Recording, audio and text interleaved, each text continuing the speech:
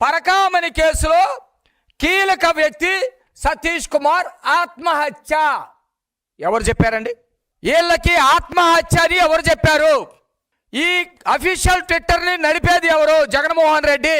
జగన్మోహన్ రెడ్డి ఆదేశాలు లేకుండా official Twitter పేజీలో ఎవరు కూడా పోస్ట్ పెట్టరు.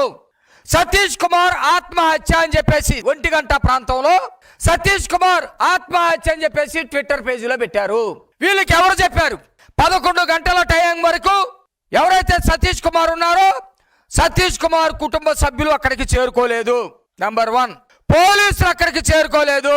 నెంబర్ 2, సిఐడి అధికారులు అక్కడికి చేరుకోలేదు. నెంబర్ 3, స్థానికులు మాత్రమే కొద్దిమంది చూశారు. ఈ స్థానికులు చూసినటువంటి ఈ సమాచారం ముందు పోలీస్ స్టేషన్కి వెళ్తుంది. పోలీసులు రావాలి. ఈ కేసు సిఐడిలో ఉంది కాబట్టి పోలీసులు సిఐడి వాళ్ళకి చెప్పాలి. సిఐడి వాళ్ళు రావాలి. అక్కడ పోస్ట్ మార్టం రిపోర్ట్ పోవాలి. పోస్ట్ మార్టం రిపోర్ట్ రావాలి. పోస్ట్ మార్టం రిపోర్ట్ తర్వాత ఆలస్యం అయితే ఫోరెన్సిక్స్ వాళ్ళు రావాలి. ఇవన్నీ రాకుండానే పరకాయమణి కేసులో కీలక వ్యక్తి సతీష్ కుమార్ ఆత్మహత్య అని ఎవరు చెప్పారు? అంటే సొసైటీలో సతీష్ కుమార్ ఆత్మహత్య చేసుకున్నాడు అనేది ఒక ప్రచారం చేయాలి. అది అవతల మీద నెడితే ఆ ప్రచారం జరుగుతూ ఉంటుంది, అసలు విషయం పక్కన పడుతుందని.